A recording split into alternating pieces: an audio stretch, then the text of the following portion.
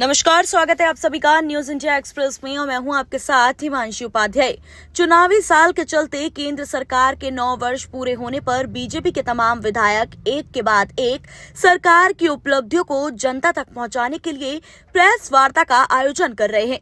इसी कड़ी में तिगांव विधानसभा क्षेत्र के बीजेपी विधायक राजेश नागर ने आज प्रेस वार्ता करते हुए केंद्र सरकार की उपलब्धियों को जमकर सराहना की और अपने तिगांव विधानसभा क्षेत्र में हुए विकास कार्यों की चर्चा भी की। इस मौके पर जिला अध्यक्ष गोपाल शर्मा के अलावा पार्टी के कार्यकर्ता मौजूद रहे। पत्रकारों से बातचीत करते हुए बीजेपी विधायक राजेश नागर ने कहा कि आज की प्रेस वार्ता केंद्र सरकार के 9 वर्ष पूरे होने पर आयोजित की गई है और सरकार की विभिन्न कल्याणकारी योजनाओं पर चर्चा की गई है। उन्होंने कहा कि भारतीय जनता पार्टी विश्व की सबसे बड़ी पार्टी के अलावा सबसे बड़ा संगठन भी है और पार्टी का एक एक कार्यकर्ता बड़ी निष्ठा और दिल से पार्टी के लिए काम करता है, जो कि हमारे लिए बड़ी उपलब्धि है। अन्य पार्टियां पहले अपने लिए सोचती थीं, जबकि बीजेपी हमेशा देश के लिए सोचती है। नागर ने कहा कि हमारे कार्यकाल में कोरोना जैसी महामारी आई, लेकिन देश के प्रधानमंत्री ने समय समय पर देशवासियों का मनोबल बढ़ाया और उन्हें इस बीमारी से लड़ने के लिए तैयार किया और महामारी के दौरान मुफ्त वैक्सीनेशन और 80 करोड़ लोगों को मुफ्त राशन उपलब्ध कराया गया। उन्होंने कहा कि हाल ही में ऑस्ट्रेलिया और अमेरिका में जब प्रधानमंत्री गए तो वहां उनका अभूतपूर्व स्वागत हुआ।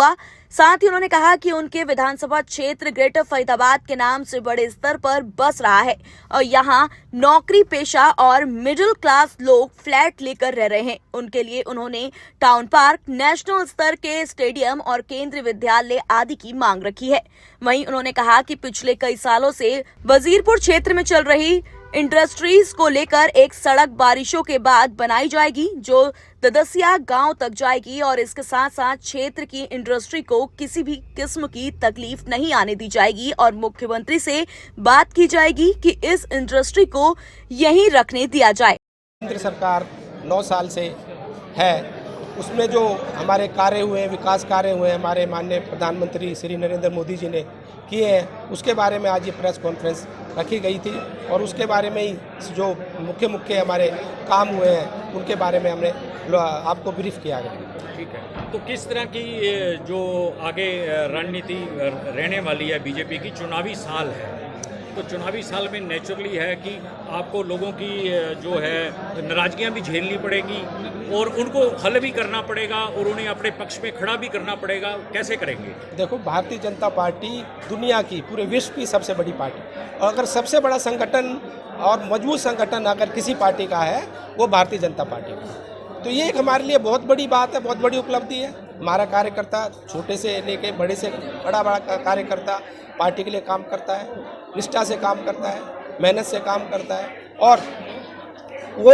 एक अपनी पार्टी को माँ की तरह समझता है और माँ की तरह मानता है। पहले और पार्टियां थी और पार्टियां हैं, वो पहले अपने आप के लिए सोचती थी, फिर पार्टी के लिए सोचती थी, फिर देश के लिए सोचती थी। हमारी पार्टी के लिए देश पहले है, पार्टी फिर, और अपने आप को हम तीसरे नंबर पर लाते हैं। अच्छा, जो किस तरह की समस्याएं आपके कार्यकाल में रही और किस तरीके की समस्याएं हल की गई? अब देखो, हमारे कार्यकाल में जो कोरोना एक महामारी बीमारी एक आई, उस समय पूरा विश्व, पूरी दुनिया, कंट्री, सारे देश हिल चुके थे और ऐसे लग रहा था कि भाई इस मुसीबत से कैसे पार आएंगे। पर हमारे माननीय प्रधानमंत्री जी ने जिस तरह से पूरे सब लोगों को संबोधन किया, बार बार आते थे और संबोधन देते थे, उससे एक मॉरल उनका बूस्ट हुआ, एक कॉन्फिडेंस बिल्ट हुआ और 80 करोड़ लोगों को जो उन्होंने फ्री में राशन दिया, उससे जो हमारे लोग, जो गरीब लोग, मजदूर लोग, भाई लोग जो काम करते थे, जिनको काम भी नहीं मिला और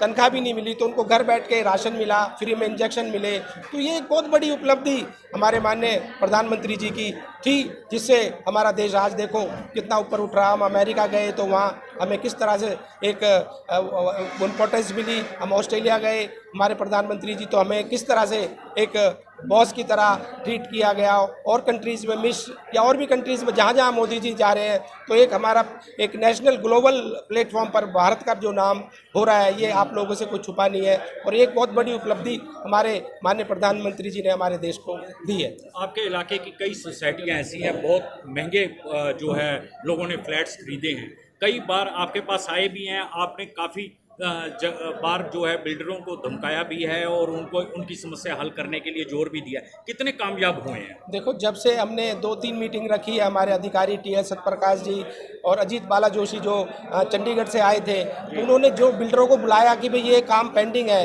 वो नोट करा के गए और टाइम बाउंड करके गए। उसमें बहुत सारे काम तो ज़्यादातर हो चुके हैं। सारे बिल्डर अपने अपने जो भी काम अधूरे थे या पूरे नहीं थे या जो उन्होंने नहीं किए थे उनको कर दिया है, और कुछ काम रह गए, वो अगस्त तक की कुछ डेडलाइन है, वो पूरा कर देंगे। और बिल्डर अब पूरा हमारे जो जनता है, भोली भाली जो प्लॉट होल्डर्स हैं, फ्लैट होल्डर्स हैं, जो पहले अपने आप को ठगा महसूस कर रहे थे, उनके काम धीरे धीरे हो रहे हैं और वो आगे जो भी काम रह जाएंगे जल्दी अगस्त तक पूरे कर देंगे।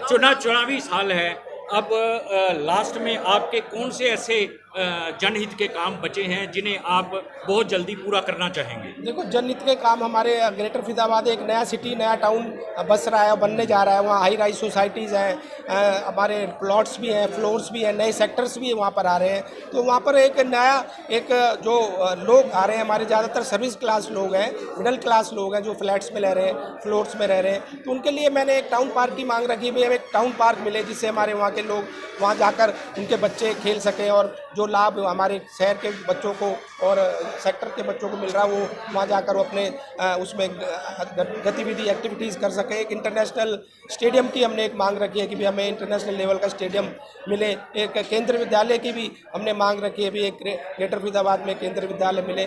और जितने नए हमारे सेक्टर्स आए हैं, हमारे जो गाँव 24 गाँव नगर निगम में गए, उनमें हर गाँव में एक कम्युनिटी सेंटर जो बने, जिसमें जो वहाँ के हमारे बच्चे हैं या गाँव के वो लोग हैं उसमें अपनी ब्याह शादी या कुछ कोई भी फंक्शन है उसमें कर सकते। एक लास्ट सवाल, आपके वजीरपुर में इंडस्ट्रियल एरिया बहुत डेवलप हो चुका है, बहुत सारे लोगों को रोज़गार मिल रहा है, वहाँ के स्थानीय गांव के बच्चों को भी रोज़गार मिल रहा है, लेकिन आज भी वहाँ की जो सड़कें हैं कच्ची हैं। जैसे कि अभी बारिश का मौसम है तो दलदल हो जाती है, लोगों की गाड़ियाँ तक नहीं जा पाती।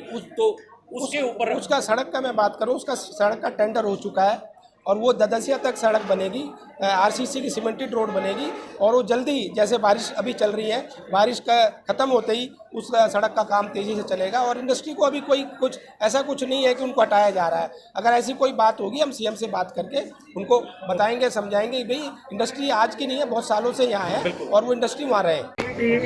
इसी तरह की तमाम जानकारी के लिए जुड़े रहें हमारे साथ। धन्यवाद। मैंने आपको बताया ना, 2 सब स्टेशन